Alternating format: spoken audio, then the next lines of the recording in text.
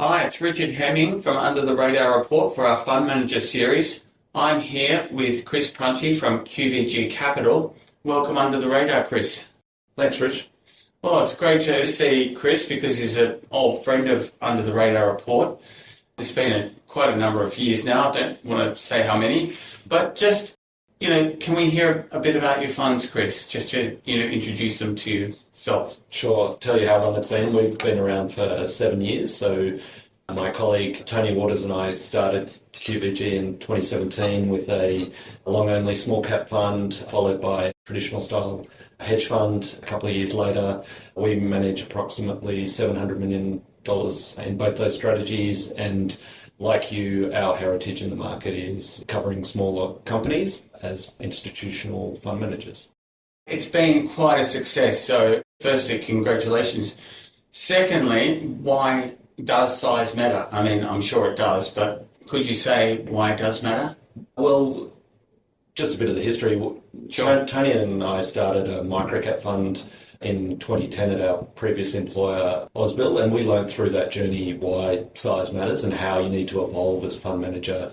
Managing $200 million is not the same as managing $100 million, or managing $400 million is not the same as managing $200 million. You need to evolve your approach through time to account for liquidity. And, by the time we left Ausbil, we were the largest microcap fund in the market. And part of the appeal of starting QVG was you could go again, give yourself a bit more room to follow those businesses through their evolution. Size, if you constrain your investable universe like that, size will definitely impede performance through time. And I guess one of the things we learned from the Ausbil experience was, looking at stocks like Altium, which we held for many years, it just continued to perform, and year after year, and for 3 years running was our top attributor. So I guess through experience we learned that there's a small number of elite companies that deliver these outsized performance, and you want to give yourself the flexibility in your fund structure to hold those companies for as long as possible.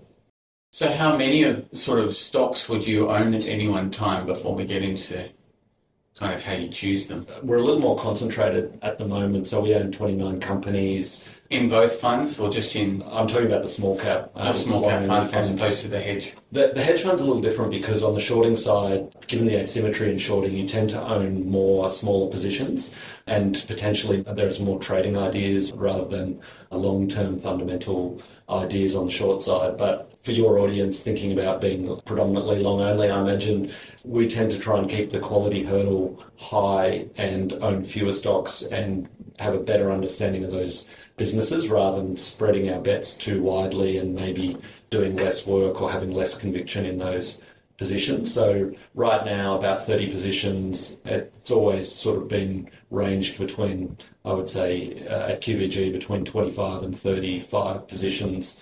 At the moment, we would like to know more about fewer businesses so we can have conviction. And speaking of dynamism over time, you've always been quite dynamic. How has your criteria for those 25 to 35 stocks changed? Because over time, has your, selection criteria changed?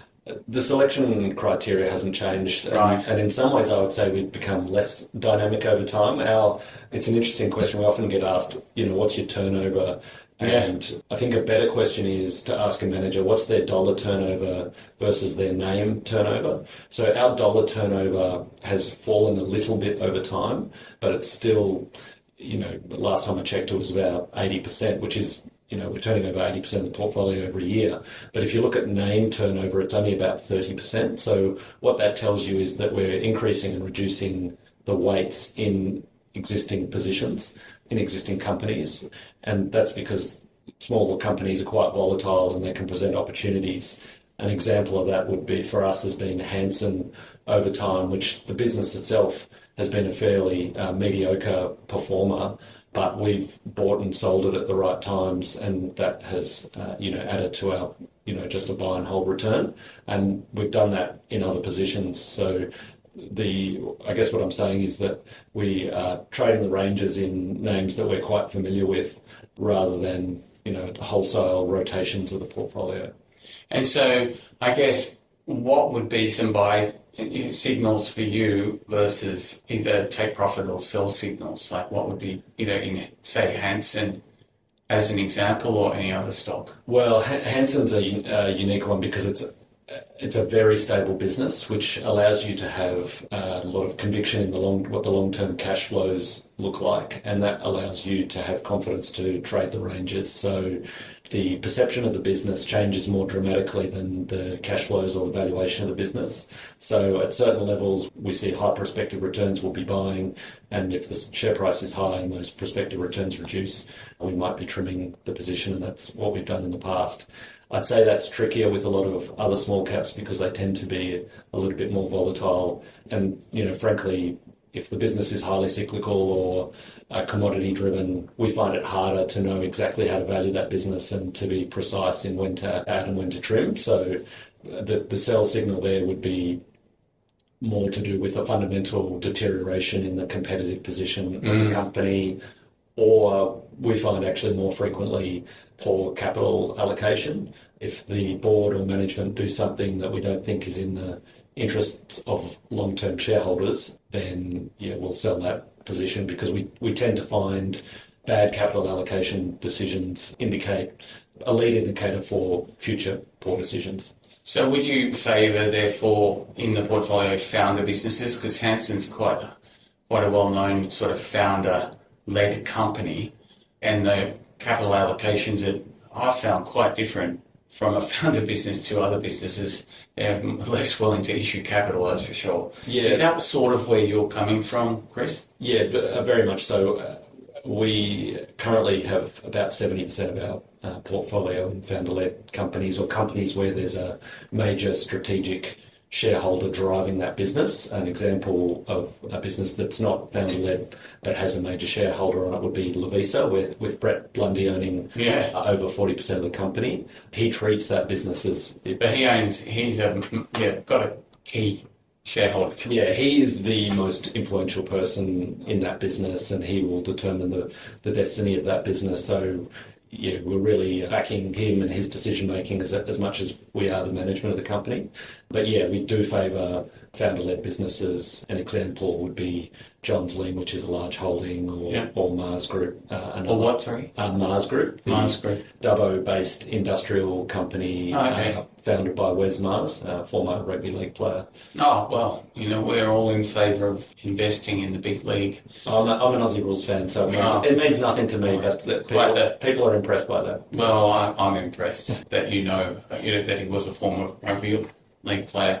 But I guess, one of the things about under the radar and small caps in general, we've known each other for a long time. Like disruption's a key thing. Everyone knows Lovisa now. Is there still scope to make money from these things when they're so well held by the big end of town? Yeah, well, that's a good question, and I think it's a trap people fall into, trying to jump over high hurdles and find businesses, those undiscovered gems, because as I alluded to before with the Altium example, that was a very well-known story. It had been discovered, but look at the persistency of its performance through time, or more recently a WiseTech, or if you go back a generation, a JB Hi-Fi, these well-discovered businesses that, mid-caps, you think everyone's across them, the performance can persist for a long time. So I've never been worried about that discovery effect or about so-called crowded trades. Often the best businesses are crowded for a reason. It's around the uniqueness of the business model or the sustainable competitive advantage or the nature of the market. That's what you should be focusing on, and whether those characteristics that make the business unique, whether they're likely to persist or not.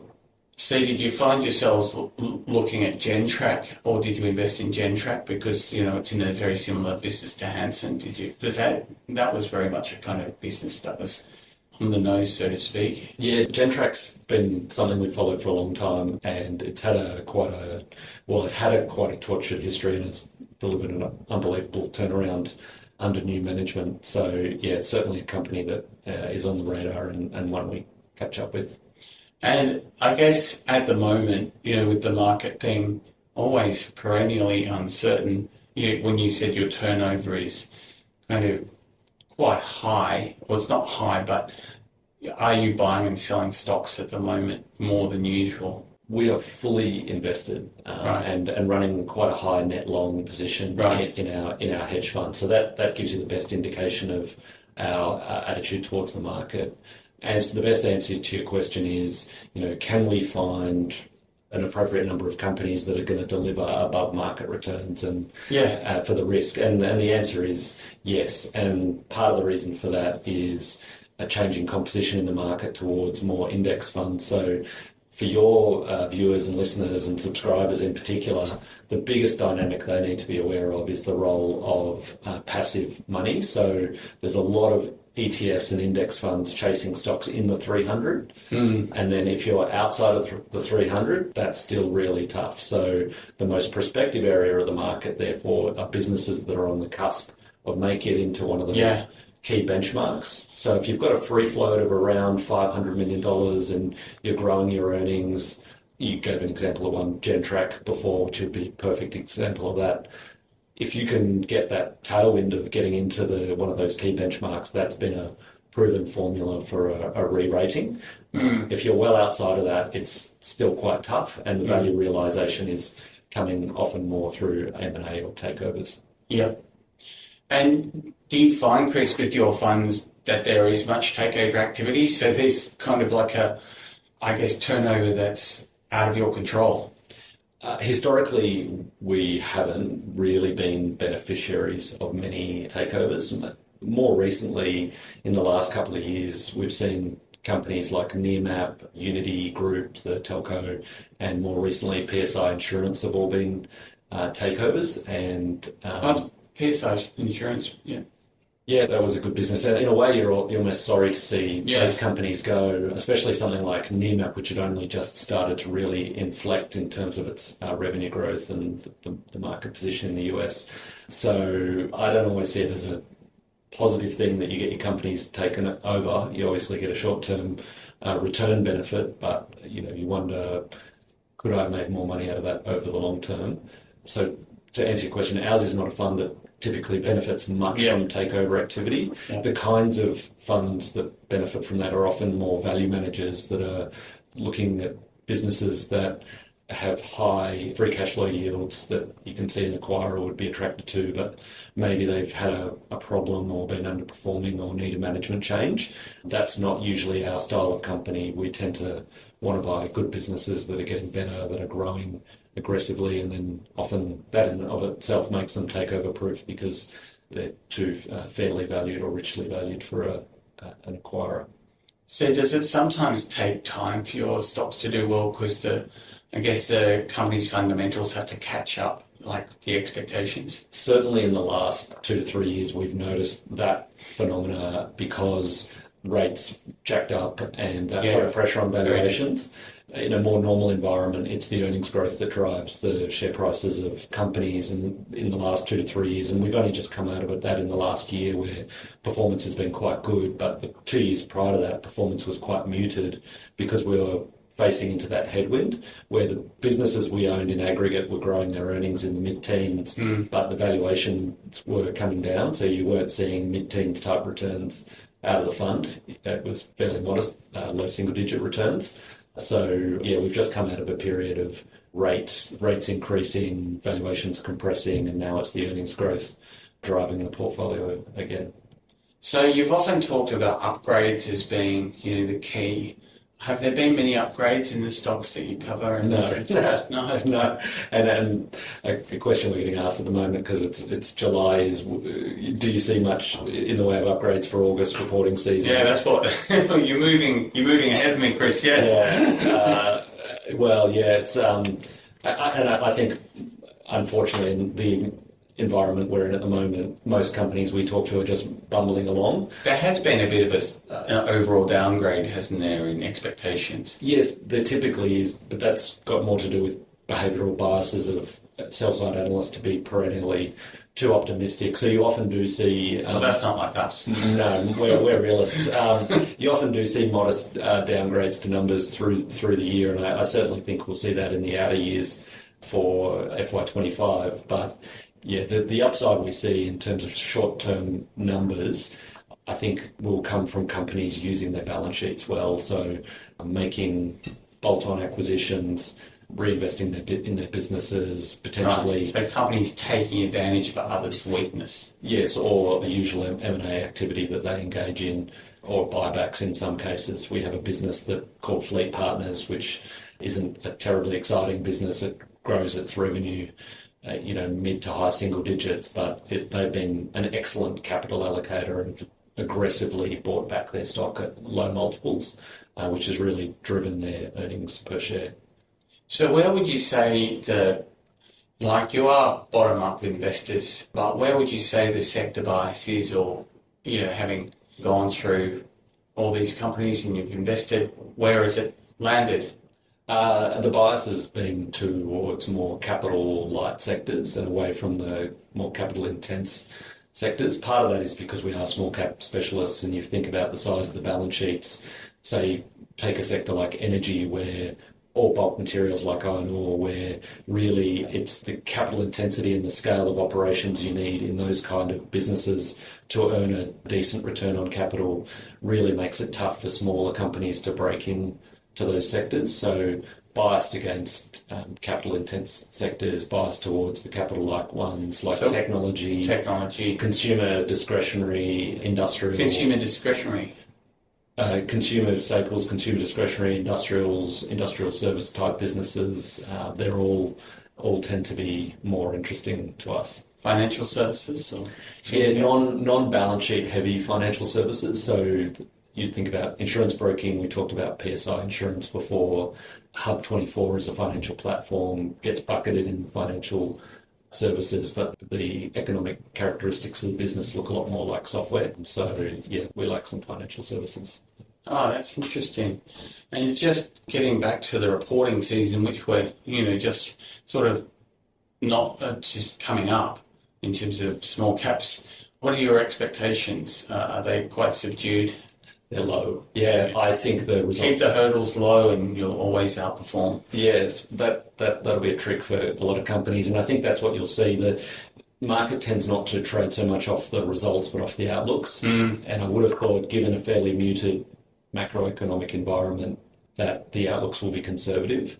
I don't think it's terrible out there. Employment's holding up, wages are growing. But that's the Goldilocks scenario, as we keep reading. But then at the same time, a bit of that wage improvement has been taken away through higher insurance, higher energy costs. So there's no doubt. But sort of heavily weighted to discretionary to retailers. Are there any other ones like? Our portfolio is not weighted towards retailers. We own Lovisa, but outside of that, a lot of the Australian retailers are quite mature. Yeah. So they don't have the long-term earnings growth trajectory that really interests us. They're positions that the market likes to trade around in, but they tend to, because of their maturity, tend to stay in fairly fixed bands of valuation. Whereas something like Lovisa, we think it can grow its earnings in mid-teens to low 20s over the next 3 to 5 years, and it's a global business, so is really unconstrained by the domestic addressable market. That's of more interest to us. And did you take any Guzman y Gomez? Yes, we were a cornerstone investor. We participated in a pre-IPO round, and I think the pre-IPOs did the best out of it. It was a pretty quick turnaround between the pre-IPO and the IPO, as it turned out. So it was a successful investment. Oh, that's good. And lastly, you've been around for obviously, we don't want to say how long. But what is it that's been the thing that gets you up in the morning? Because investing is always interesting, but what's the thing that you look forward to the most? I think I'd be seeing an upgrade. I would be doing this. If I wasn't running QVG, I'd be doing this with my own money. So I really do enjoy the challenge of it, and it's like playing a game where the rules can change at half time, and then you need to adapt. So I guess it's the challenge. And it's also we're in a privileged position of meeting some great entrepreneurs. So the ability to really understand these businesses and the people. And then the other fascinating part about it is you need to be able to combine analysing numbers and business accounts with understanding competitive positions in markets and the consumer side. So there's a bit of a left brain, right brain thing going on. You're not unlikely to come to the correct decision on the company if you just look at the numbers, and you're unlikely to come to the correct decision on a company if you just look at the qualitative elements. You really need to bring them together to make good decisions. Well, there you go, people, the full package. Chris Prunty, thanks for being under the radar. Thanks, Rich.